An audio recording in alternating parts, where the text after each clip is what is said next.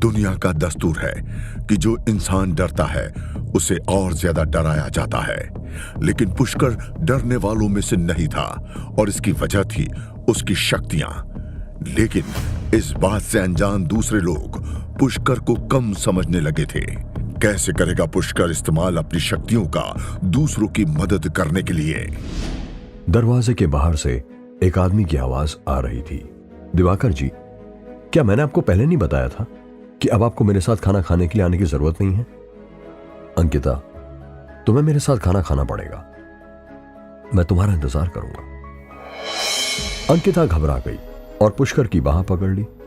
ये क्या चल रहा है? दिवाकर की आंखें तेजी से चमकी और उसने उन दोनों को अलग करने के लिए अपने हाथ जोर से बढ़ाए। इससे पहले कि दिवाकर और कुछ करे, पुष्कर ने आगे बढ़कर दिवाकर का हाथ पकड़ लिया। तेरी बहुत हिम्मत बढ़ गई है, हाथ छोड़, यहां से चले जाओ। पुष्कर ने हल्के से धक्का दिया और दिवाकर कुछ कदम पीछे हटते हुए जमीन पर गिर गया। दिवाकर जल्दी से जमीन से उठ खड़ा हुआ। I will be back. Diwakar ने पुष्कर को घूर कर देखा, पीछे मुड़ा और चला गया। पुष्कर जब कॉलेज के गेट तक पहुंचा तो उसने अपनी घड़ी पर नजर डाली। यह घड़ी मिस्टर महेंद्र की ओर से गिफ्ट थी और मेहका भी काफी बीमार है। अगर उसके शरीर में जहर अभी तक बचा हुआ है तो यह उसके जीवन के लिए खतरा हो सकता है। पुष्कर गार्ड रूम में आया और उसने एक बूढ़े व्यक्ति को आराम से बैठे देखा। उसके गले में लटकी आईडी कार्ड पर गहन सिंह लिखा था। पुष्कर ने विनम्रता से कहा, अंकल, क्या मैं गार्ड रूम का फोन यूज कर सकता हूं? ये फोन कॉलेज का है और इसे हर कोई इस्तेमाल नहीं कर सकता। तुम कहां कॉल करना चाहते हो? मैं तुम्हें अपना मोबाइल फोन दे देता हूं, चाहो तो इससे कॉल कर लो। आपका बहुत बहुत धन्यवाद।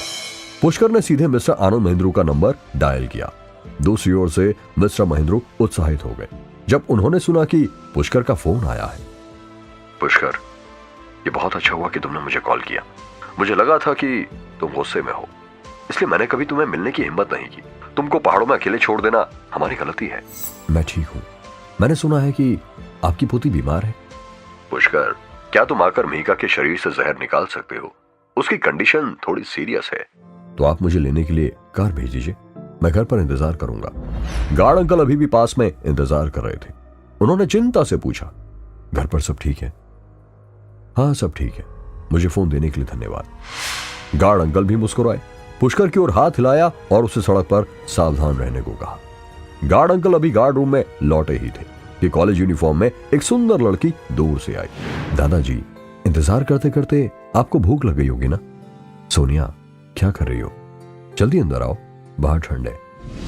मैं अंदर नहीं आ रही हूं, वरना आपको बाद में उस बदबूदार प्रिंसिपल की डांट सुननी पड़ेगी। तो उससे अच्छा मैं यहीं खड़ी रहूंगी। वो तो कब का वापस जा चुका है। जल्दी अंदर आओ। सोनिया बहुत अच्छे मूड में थी। वो एक अजीब सी धुन गुनगुना रही थी। तुम आजकल यही गाना गुनगुनाती रहती हो, इसका नाम क्या है? क्या ये कोई नया गाना है? ये नया गाना नहीं है, इसे हमारे कॉलेज के एक सीनियर ने गाया था। उसने एक पत्ते को मुंह में रखकर उसे बजा के ऐसी धुन निकाली थी। मैं उसके ठीक बगल में उसके लिए माइक्रोफोन पकड़े हुए थी। ये बोलते ही उसने अचानक अपना गुलाबी पर्स निकाला जिसमें टूटा हुआ पत्ता था। जैसे ही उसने पत्ता देखा, उसके नाजुक सफेद चेहरे पर एक प्यारी सी मुस्कान फैल गई।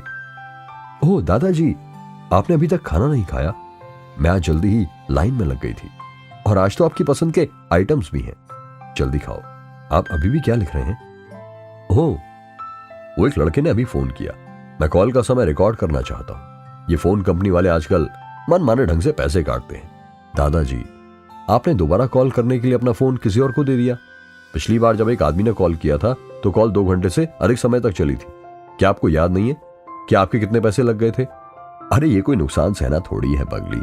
और वैसे भी मुझे नहीं लगता कि पुष्कर उस तरह का लड़का है। उसने केवल 1 मिनट के लिए फोन कॉल किया था। नुकसान नहीं है तो और क्या है? आपको हर दिन ओवरटाइम करना पड़ता है। क्या होगा अगर... वैसे दादाजी, आपने अभी किसके बारे में बात की? उधर जब पुष्कर मिस्टर महेंद्रू के घर पहुंचा तो मिस्टर आनंद महेंद्रू पहले से दरवाजे पर उसका इंतजार कर रहे थे। पुष्कर जी, आप आ गए। मिस्टर आनंद महेंद्रू पुष्कर को देखते ही उसके पास ऐसे दौड़े जैसे उन्होंने कोई तपस्वी साधु देख लिया हो। मेघा कहाँ है? Please come. दरवाजा खोलकर देखा तो यह शास्त्रीय साहित्य और कला से भरा कमरा है। उनमें से ज्यादातर अलग अलग संगीत इक्विपमेंट है। मेघा इस समय बिस्तर पर लेटी हुई थी। वो कुछ बोलने या सुनने की स्थिति में नहीं थी। उसका चेहरा पीला पड़ गया था। क्या ये इतने समय से बेहोश है?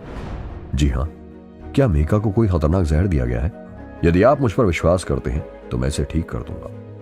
चिंता मत करो पुष्कर, मुझे तुम पर पूरा भरोसा है। ठीक है, फिर आप सभी बाहर निकल जाएं। जब मैं इलाज कर रहा हूं तो किसी को भी अंदर आने की इजाजत नहीं है। आपको मुझसे वादा करना होगा। पुष्कर दोबारा वो सब नहीं झेलना चाहता था। जरूर। पुष्कर ने मिस्टर महेंद्रू और अन्य लोगों को बाहर जाते देखा।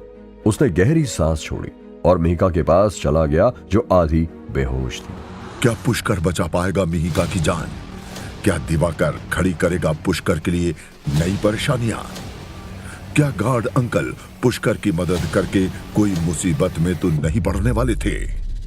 इन सभी सवालों के जवाब जानने के लिए देखिए अगला एपिसोड सिर्फ पॉकेट एफएम के यूट्यूब चैनल पर, और फूंकार के सारे एपिसोड को सुनने के लिए डिस्क्रिप्शन में दिए गए लिंक से डाउनलोड कीजिए पॉकेट एफएम ऐप।